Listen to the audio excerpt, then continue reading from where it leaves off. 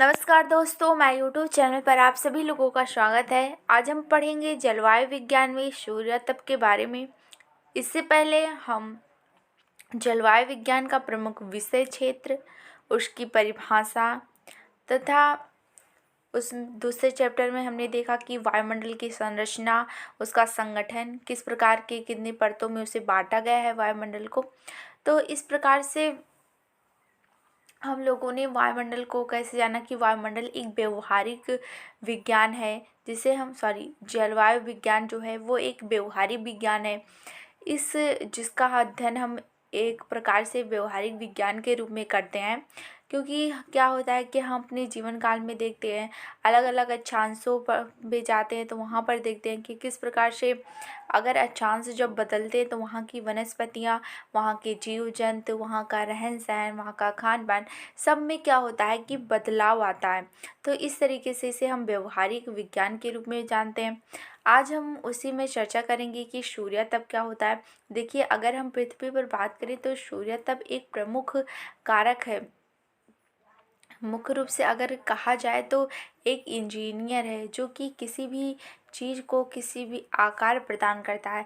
मनुष्य के लिए उसका अलग महत्व है, वहीं पेड़ पौधों के लिए उसका अलग महत्व है, जीव जंतु के लिए भी उनका अलग महत्व है। तो इस तरीके से पृथ्वी पर रहने वाले जो जीव जंतु हैं, मनुष्य हैं और अनेक जो प्राकृतिक वनस्पतियां हैं, जो प्रकृति से जुड़ी हुई चीज़ें हैं, सब चीज़ों को जो है वो सूर्य की ऊर्जा यानी कि आवश्यकता होती है। तो इसलिए जो सूर्य है वो जलवायु विज्ञान में यानी कि बात करें तो ये एक प्रमुख चैप्टर है जो कि बहुत ही महत्वपूर्ण है। देखिए, सूर्य तप जो है वो, और फिर इसके बाद पढ़ेंगे पृथ्वी का ऊष्मा बजट। तो सबसे पहले आइए जान लेते हैं कि सूर्य तप क्या होता है। अगर हम सिंपल भाषा में कहें तो सूर्य से आने वाली जो किरणें हैं उन्हीं को हम सूर्य तप कहते हैं। जब वो धरातल पर पहुँचते हैं तो उसे सूर्य तप कहा जाता है। और सूर्य की किरणें विकिरण के माध्यम से जो है वो पृथ्वी को प्राप्त होती हैं। तो देखिए, इसमें आइए देखने का प्रयास करते हैं। सूर्य से विकिरण ऊर्जा का जो भाग पृथ्वी की ओर प्रवाहित होता है उसे सूर्य तप कहा जाता है। अंग्रेजी भाषा में इंसोलेशन, ये जो इंसुलेशन है यही सूर्य तप है। सूर्य तप इंसुलेशन शब्द इनकमिंग सोलर रेडिएशन का संक्षिप्त रूप है। यानी जो इंसुलेशन बना है वो इनकमिंग सोलर रेडिएशन से ही बना है। आप इसमें देख सकते हैं, इसका संक्षिप्त रूप है। सूर्य के धरातल से ऊर्जा का विकिरण विद्युत चुंबकीय तरंगों के द्वारा होता है। सूर्य तल के प्रत्येक वर्ग गज 1,00,000 अश्व शक्ति का विकिरण होता है। यानी कि उस पृथ्वी के तल पर जो सूर्य का प्रकाश है, यानी कि सूर्य से कितनी ऊर्जा निकलती है, तो 1,00,000 अश्व शक्ति का विकिरण करता है सूर्य। लेकिन पृथ्वी सूर्य से क्या होता है, करोड़ों किलोमीटर दूर जो स्थित है, उसके कारण क्या होता है, सिर्फ 1/4वां भाग ही पृथ्वी को प्राप्त हो पाता है। तो सूर्य पृथ्वी से बात करें कितनी दूर है, तो लगभग 15 करोड़ किलोमीटर जो है वो सूर्य जो है वो पृथ्वी से दूर है। इसके कारण इसका सिर्फ 1/4वां भाग ही पृथ्वी को ऊर्जा प्राप्त हो पाती है। तो इसमें हम लोगों ने जाना कि सबसे पहले अगर हम कोई भी चीज़ पढ़ते हैं तो उसकी परिभाषा जानना हमारे लिए आवश्यक हो जाता है। तो यहाँ पर हम लोगों ने सूर्य तप के बारे में जाना। आगे जानने का प्रयास करेंगे सूर्य तप को प्रभावित करने वाले जो कारक हैं वो कौन कौन से हैं। अब हम इसमें देखेंगे कि सूर्य तप को प्रभावित करने वाले कारक कौन से हैं।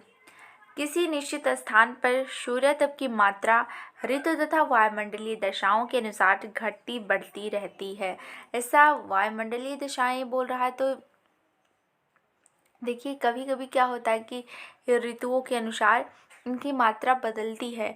हम आज देख रहे हैं कि भारत में क्या हो रहा है, ये ठंडी हो रही है, लेकिन कुछ समय बाद क्या होगा कि गर्मी आ जाएगी। तो ये जो मौसम का परिवर्तन है, ऋतुओं का परिवर्तन है, ये सूर्य तप को प्रभावित करते हैं। धरातल पर सूर्य से प्राप्त होने वाली विकिरण ऊर्जा की मात्रा को निम्न खगोलीय तथा भौतिक कारक प्रभावित करते हैं। तो देखिए, भौतिक कारक जो है वो भी सूर्य तप को प्रभावित करते हैं और मानवीय कारण से भी सूर्य तप प्रभावित होता है। लेकिन यहाँ पर हम भौतिक कारक की बात करेंगे। देखिए, वायुमंडल में जब घने बादल छा जाते हैं तो उससे क्या होता है कि इस सूर्य तप की मात्रा पूरी नहीं आ पाती है, क्योंकि बादलों का अल्बेडो अधिक होता है तो उसे रिफ्लेक्ट कर देता है। तो इस उसको हम उष्मा बजट में पढ़ने का प्रयास करेंगे। लेकिन यहाँ पर देखिए, कुछ प्रमुख कारण हैं जो सूर्य तप को प्रभावित करते हैं। पहला है आपतन कोण। आपतन कोण की बात करें, सूर्य प्रकाश की अवधि, सौर विकिरण की मात्रा में भिन्नता, सूर्य से पृथ्वी की दूरी में अंतर, वायुमंडल की पारदर्शिता। तो इसको हम डिटेल में पढ़ेंगे, लेकिन यहाँ पर हम इसको थोड़ा जानने का प्रयास कर लें। तो अगर बात करता है कि आपतन कोणों के बारे में, तो देखिए, अभी आपतन कोण की बात करें तो मान लीजिए ये हमारी पृथ्वी है और ये सूर्य है। तो सूर्य से जो ऊर्जा पृथ्वी पर आती है उसी को हम, तो यहाँ पर जब वो कोण देखिए, कोण बन गया है 90 डिग्री अंश का। इसी को हम, जो कोण बनाती है, इसी को हम आपतन कोण कहते हैं।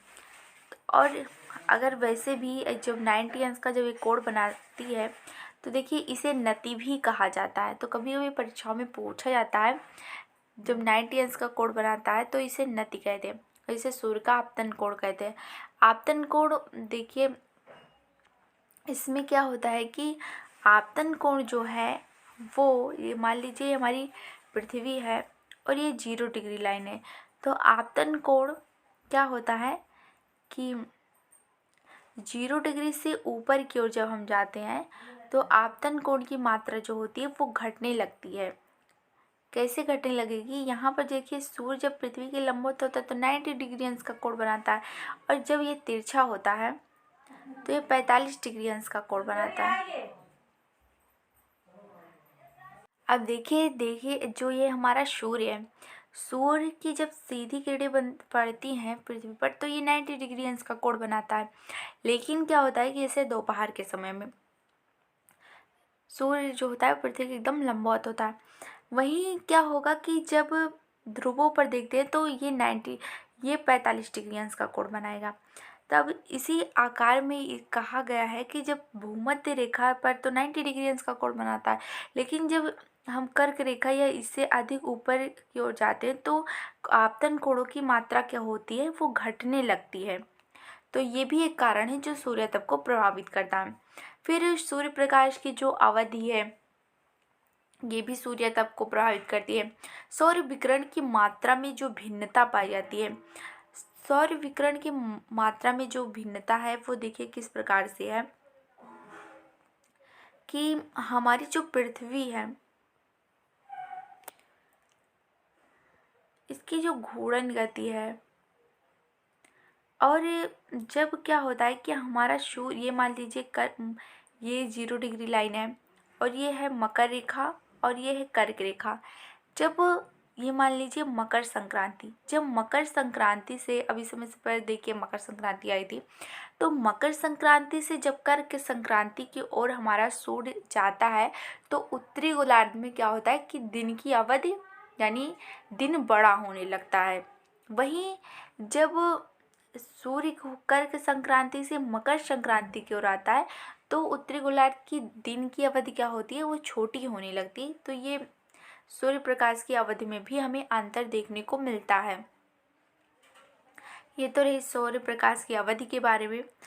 अभी हम डिटेल में जानेंगे, लेकिन यहाँ पर थोड़ा जान लें। और दूसरा देखिए, यहाँ पर देखेंगे हम सौर विकिरण की मात्रा में जो भिन्नता। तो देखिए, ये हमारी पृथ्वी है और ये 0 डिग्री लाइन है। तो 0 डिग्री लाइन पर क्या होता है, सूर्य क्या होता है, लंबवत चमकता है। जब सूर्य लंबवत चमकता है तो यहाँ पर 12 घंटे दिन और 12 घंटे रात होती है। वहीं अगर ध्रुवों पर जाते हैं तो 6 महीने दिन 6 महीने रात होती है। कर्क रेखा पर जाते हैं तो फिर यहाँ पर दिन की अवधि कम होने लगती है। यानी कि अगर सिंपल भाषा में कहा जाए कि अगर हम भूमध्य रेखा से उत्तरी गोलार्ध की ओर जाते हैं या दक्षिणी गोलार्ध की ओर जाते हैं तो सूर्य के तापमान में भिन्नता पाई जाती है। ये हो गया। अब देखिए, थोड़ा और जानने का प्रयास करते हैं, सूर्य से पृथ्वी की दूरी भी जानने का प्रयास करते हैं। तो देखिए, ये मान लीजिए ये हमारा सूर्य है। देखिए थोड़ा बड़ा बनाना पड़ेगा। ये हमारी पृथ्वी है और ये सूर्य है। जब सूर्य पृथ्वी से दूर होता है, दूर कब होगा? 4 जुलाई को। 4 जुलाई जब सूर्य पृथ्वी से दूर होगा तो उसे हम अपसौर की स्थिति कहते हैं। अपसौर की स्थिति कहते हैं। तो उसमें तो हमें सूर्य तप की मात्रा अधिक कम प्राप्त होगी। वहीं तो ये भी सूर्य तप को प्रभावित करता है। और एक और स्थिति बनती है सूर्य से पृथ्वी की दूरी में, जब ये मान लीजिए सूर्य है और ये पृथ्वी है, और जब सूर्य पृथ्वी के नज़दीक होगा, यानी कि 3 जनवरी को क्या होता है?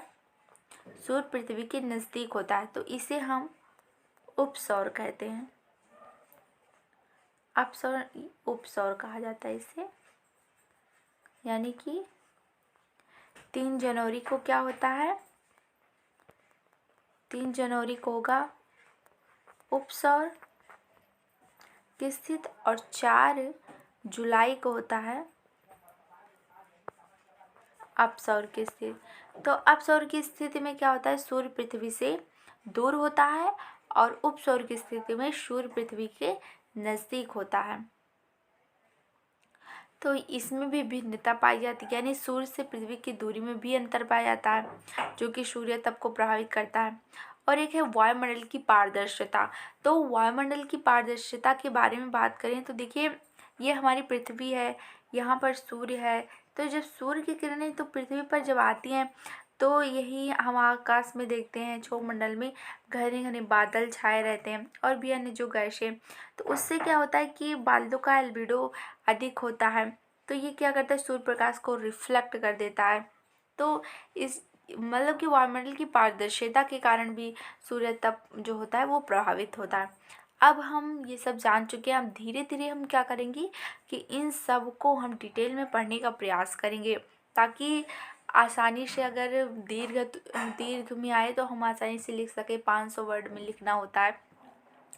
और 1 लाइनर क्वेश्चन में भी पूछ सकता है कि सूर्य तप को प्रभावित करने वाले कारक कौन कौन से हैं। तो ये भी, ये चार रहे, ये देखिए 5 हैं, इसमें से एक हटा देगा तो वो नहीं रहेगा। तो ये भी 1 लाइनर क्वेश्चन में पूछा। देखिए आपतन कोण, अब आइए देखते हैं, हम थोड़ा थोड़ा देखने का प्रयास करते हैं। तो आपतन कोण देखिए कि आपतन कोण किसे कहा जाता है। तो इसमें हम लोगों ने देखा कि जब सूर्य की किरणें पृथ्वी पर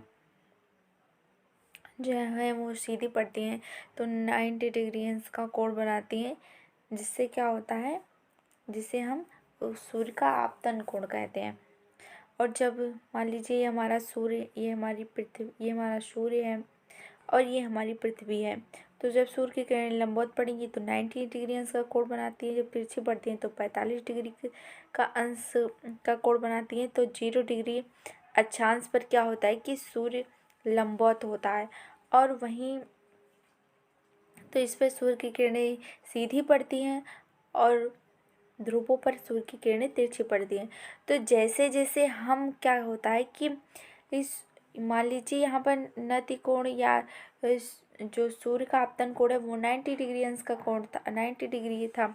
वहीं अब हम क्या करेंगे कि भूमध्य रेखा से जब हम ध्रुवों की ओर जाते हैं तो आपतन कोण का जो मान है वो घटता जाता है। ये हमें एक बात याद रखनी पड़ेगी, यानी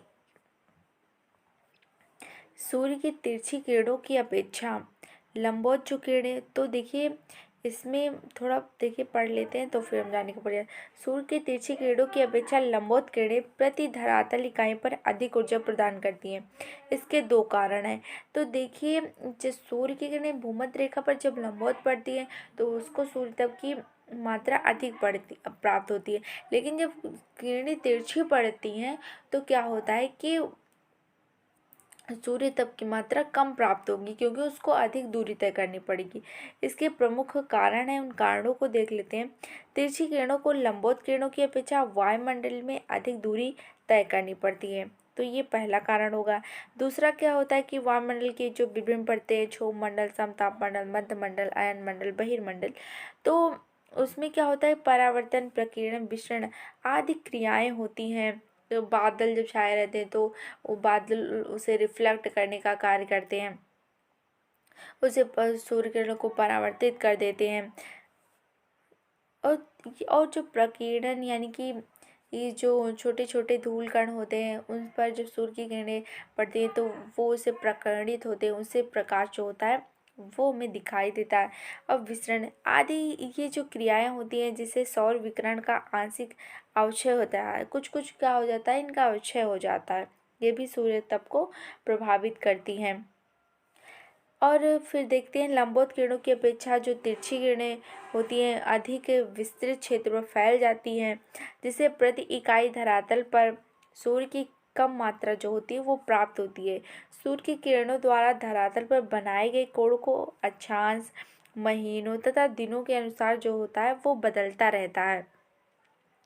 किसी महीने में हम देखते हैं कि सूर्य तप की मात्रा अधिक प्राप्त होती रही है, कहीं पर कभी कम होती है, और कभी अक्षांशों की बात करें तो और भूमध्य रेखा पर अधिक सूर्य तप की मात्रा, कर्क रेखा पर उससे कम, फिर वहीं ध्रुवों पर जाते हैं तो सबसे कम में सूर्य तप की मात्रा प्रभावित होती है। और दिन रात की अवधि जो होती है वो 6 महीने दिन 6 महीने रात होता है। तो ये सब प्रमुख जो कारण हैं जो सूर्य तप को प्रभावित करते हैं। तो आपतन कोण मुख्यतः अगर 50 वर्ड में लिखने के लिए आएगा तो हम आसानी से लिख सकते हैं। और अगर वन लाइनर क्वेश्चन में भी पूछा जाता है तो फिर कौन कौन से कारक हैं जो सूर्य तप को प्रभावित करते हैं, तो इसके बारे में हम जान लेंगे। और अब देखिए दूसरा देखेंगे, सूर्य प्रकाश की अवधि ये सूर्य तप को किस तरीके से प्रभावित करती है। तो देखिए जो सौर प्रकाश की अवधि है पृथ्वी की दैनिक तथा वार्षिक गति के कारण भूमध्य रेखा को छोड़कर शेष भागों पर दिन की जो अवधि में अंतर पाया जाता है। केवल 21 मार्च तथा 23 सितंबर, यहाँ रहा होना चाहिए था, 21 मार्च और 23 सितंबर को सूर्य की किरणें भूमध्य रेखा पर लंबवत पड़ती हैं। तो देखिए भूमध्य, एक तो जब सूर्य कर्क रेखा से, यानी जब कर्क रेखा पर सूर्य होगा, देखिए ये हमारी पृथ्वी है, ये हमारी पृथ्वी है, और ये भूमध्य रेखा, ये कर्क रेखा, ये एक मकर रेखा, ये 0 डिग्री लाइन है। जब सूर्य क्या होगा कि कर्क रेखा से जब मकर रेखा की ओर आएगा, यानी सितंबर में 23 सितंबर को, यहाँ 23 सितंबर को जब सूर्य क्या होगा कि कर्क रेखा से मकर रेखा पर आएगा, यानी कि 23 सितंबर, यानी देखिए जुलाई, फिर यानी कर्क रेखा से सूर्य चला जुलाई, फिर अगस्त, फिर सितंबर, तो 23 सितंबर को ये कहाँ पर पहुँच जाएगा, भूमध्य रेखा पर। सितंबर से बाद क्या होगा कि अक्टूबर, नवंबर, दिसंबर, तो दिसंबर में क्या होगा कि सूर्य फिर कहाँ पर आ जाएगा, यहाँ पर मकर रेखा पर। जब सूर्य दिसंबर में क्या होगा, जब सूर्य मकर रेखा पर आ जाएगा तो मकर रेखा से फिर क्या होगा कि ये फिर ऊपर की ओर जाने का प्रयास, फिर ऊपर जाएगा। दिसंबर के बाद क्या होता है, जनवरी, फरवरी, मार्च, फिर मार्च में क्या होगा, ये फिर यहाँ पहुँच जाएगा। यानी एक बार जब आता है तब, और जब जाता है तब, यानी कि 2 बार सूर्य तप की जो अवधि है, सूर्य प्रकाश की जो अवधि है वो भूमध्य रेखा पर लंबवत पर, सूर्य की किरणें 2 बार भूमध्य रेखा पर लंबवत पड़ेंगी, या तो यानी कि कर्क रेखा से जाने पर और भूमध्य रेखा से ऊपर की ओर जाने पर, और कर्क रेखा से नीचे की ओर जाने पर। 21 मार्च और 23 सितंबर ये 2 दिन मुख्यतः वन लाइनर क्वेश्चन में पूछे जा सकते हैं। तो ये भी सूर्य प्रकाश की अवधि जो है वो सूर्य तप को प्रभावित करती है। अब हम देखेंगे सौर विकिरण की मात्रा में जो भिन्नता है वो किस तरीके से सौर प्रकाश को प्रभावित करता है, ये देखने का प्रयास करते हैं। तो आइए देखते हैं। सूर्य में होने वाले उपद्रव, तो देखिए जो सूर्य में होने वाले उपद्रवों एवं विस्फोटों के फलस्वरूप क्या होता है, उससे विकिरण ऊर्जा की मात्रा में भिन्नता पाई जाती है। जब उसमें विस्फोट होता है, तो सूर्य के धरातल पर दिखाई पड़ने वाले जो धब्बों का अध्ययन जब किया गया है, तो इससे पता चलता है कि इनकी संख्या बहुत ही अधिक होती है, जो सूर्य कलंक के नाम से जाना जाता है इसे। तब सौर विकिरण की तीव्रता क्या होती है, बढ़ जाती है। कुछ वैज्ञानिक सूर्य के धब्बे जो हैं उसका जो समय मानते हैं वो 11 वर्ष मानते हैं, और ये एक चक्र होता है, चक्र यानी चक्र में ये होते हैं 5 मह यानी कि 5.5 वर्ष वर्षों का इनका जो होता है साइकिल होता है। 5.5 आने में और 5.5 जाने में, जब ये 5.5 से इनका साइकिल पूरा हो जाता है, फिर 5.5 से ये ऊपर की ओर जाते हैं, तो फिर वो जो समय होता है 5.5 अगर हम जोड़ दें तो 11 वर्ष का हो जाएगा। 5.5 वर्ष और 5.5 वर्ष को, तो एक एक चक्र होता है इनका, चक्र में होते हैं। और सौर स्थिरांक में होने वाला जो परिवर्तन की मात्रा होती है वो 1 से 2% तक ही होती है, जो धरातलीय वायुमंडल में परिवर्तन की दृष्टि से सूक्ष्म होते हैं या नगण्य होते हैं। तो इस प्रकार के से जो सौर विकिरण की मात्रा है वो भी सूर्य तप को जो होती है वो प्रभावित होते हैं। और जो भी एक सौर कलंक में जो ये काले धब्बे होते हैं, काले काले धब्बे यानी कि एक काला केंद्र होता है, इसी को हम अम्ब्रा के नाम से भी जानते हैं ये। और उनके चारों ओर हल्के रंग का जो प्रदेश होता है उसे हम प्रेनुब्रा के नाम से जानते हैं। तो ये प्रमुख जो सौर विकिरण की मात्रा में जो भिन्नता है, ये भी सौर कलंक के कारण या ये भी सूर्य तप को प्रभावित करता है। देखिए यहाँ पर जो हम लोगों ने थोड़ा देखा था कि सूर्य प्रकाश की अवधि में तो इस तो हम तो देखिए हम लोगों ने यहाँ पर देखा था थोड़ा कि ये मान लीजिए हमारी पृथ्वी है। थोड़ा यहाँ पर इसको समझने का प्रयास करते हैं, और इसके बीचों बीच से इसको थोड़ा हटाना पड़ेगा। रुकिए थोड़ा इसमें। अब यहाँ पर हम देखने का प्रयास करेंगे, ये हमारी पृथ्वी है और ये जो इसके बीचों बीच पे यानी कि ये 0 डिग्री लाइन है और ये कर्क रेखा है और ये मकर रेखा है। तो सूर्य जो होगा वो कर्क रेखा पर भूमध्य रेखा पर 2 बार लंबवत चमकेगा। एक जब ये कर्क रेखा से आएगा भूमध्य रेखा पर यानी कि 21 मार्च को, और जब यह 23 सितंबर को यानी कि 23 सितंबर को 2 बार यहाँ पर सूर्य जो होगा लंबवत चमकेगा। एक तो होगा यहाँ पर देखिए थोड़ा, एक तो होगा 23 सितंबर और एक होगा 21 मार्च को सूर्य जो होता है वो भूमध्य रेखा पर लंबवत चमकेगा। वहीं अगर हम बात करेंगे कर्क रेखा पर, तो कर्क रेखा पर जो होगा सूर्य कब लंबवत चमकेगा, तो कर्क रेखा पर सूर्य 21 जून को लंबवत चमकता है और मकर रेखा पर 22 दिसंबर को। तो ये प्रमुख जो डेट है वो हमें याद रखनी होगी, कभी कभी परीक्षाओं में पूछा जाता है कि कर्क रेखा पर सूर्य कब लंबवत होगा, तो 21 जून को, और मकर रेखा पर कब लंबवत होगा, तो 22 जून को। सूर्य कहाँ पर 2 बार लंबवत होता है, तो वो 23 सितंबर को, जब सूर्य यानी कि जून से चला फिर जुलाई जून जुलाई अगस्त सितंबर पर क्या होगा कि सितंबर पर ये भूमध्य रेखा पर पहुंच जाएगा और 23 सितंबर पर ये क्या होगा लंबवत चमकेगा। फिर क्या होगा सितंबर के बाद अक्टूबर, नवंबर, फिर दिसंबर पे कहाँ पहुंच जाएगा कि यहाँ पर मकर रेखा पर पहुंच जाएगा। फिर दिसंबर से चलेगा, दिसंबर के बाद फिर जनवरी, फिर फरवरी और फिर मार्च पे क्या होगा कि 21 मार्च को ये फिर एक बार यहाँ पर भूमध्य रेखा पर लंबवत चमकेगा। तो ये प्रमुख जो बातें थी वो हमें याद रखनी पड़ेगी क्योंकि वन लाइनर क्वेश्चन में पूछा जा सकता है। तो इस तरीके से हम लोगों ने सूर्य प्रकाश की अवधि के बारे में जानने का प्रयास किया। अब थोड़ा आगे अब देखिए हम पढ़ेंगे सूर्य से पृथ्वी की दूरी में अंतर जो पाया जाता है। सूर्य से पृथ्वी की दूरी में अंतर सूर्य की परिक्रमण यानी कि जब पृथ्वी सूर्य की परिक्रमा करती है तो इसमें वो दीर्घवृत्ताकार में सूर्य की परिक्रमा करती है, जिसके कारण उसके दूरी में क्या होता है कि परिवर्तन होता रहता है। कभी सूर्य के नज़दीक आ जाती है, कभी सूर्य से दूर चली जाती है।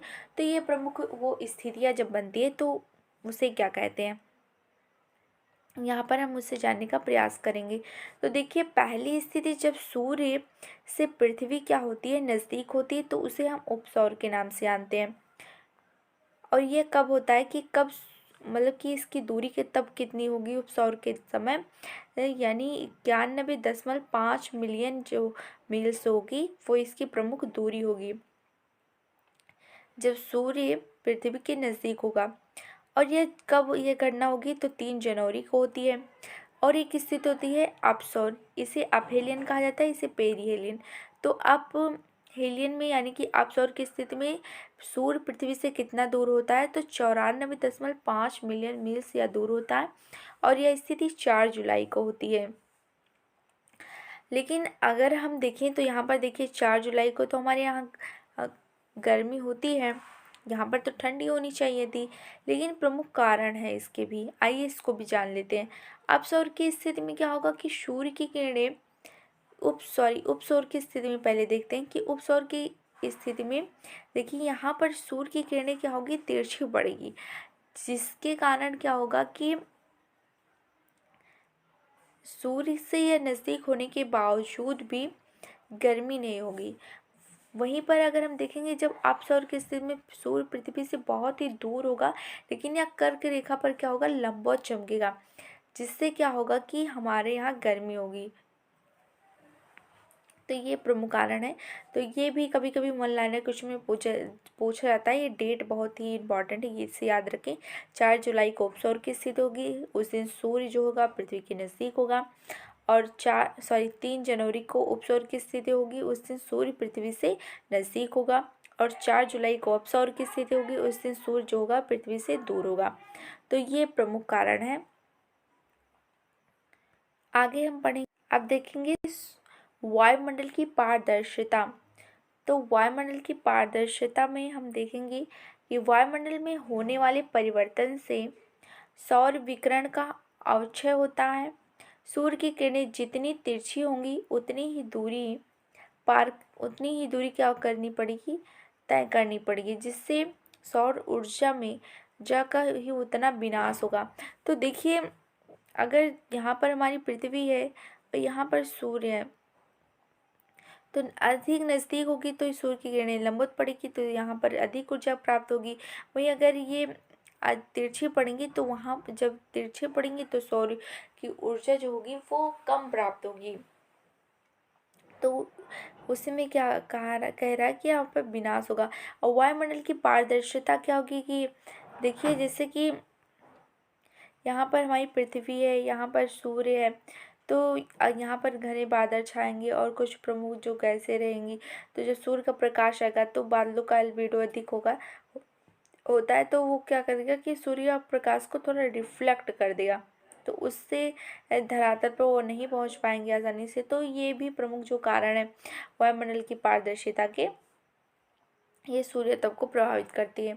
तो इस प्रकार से हम लोगों ने सूर्य तप के बारे में जानने का प्रयास किया, उसके जो प्रमुख कारण हैं उसके बारे में देखा, कौन कौन से जो प्रमुख कारण हैं, यानी कि सूर्य का आपतन कोण, दिन की अवधि, सूर्य से पृथ्वी की दूरी, वायुमंडल की पारदर्शिता। तो अब हम इसको थोड़ा मैप पर देखने का प्रयास करते हैं। अगर हम मैप पर देखें तो यहाँ पर देखिए, ये तो रही भूमध्य रेखा। तो भूमध्य रेखा पर देखेंगे कि सूर्य का प्रकाश देखिए यहाँ पर अधिक प्राप्त होगी, तो ये जो प्रमुख देश है इनको सूर्य तप की मात्रा अधिक प्राप्त होती है। यहाँ पर दिन और रात की अवधि समान होती है। वहीं मकर रेखा पर देखते हैं तो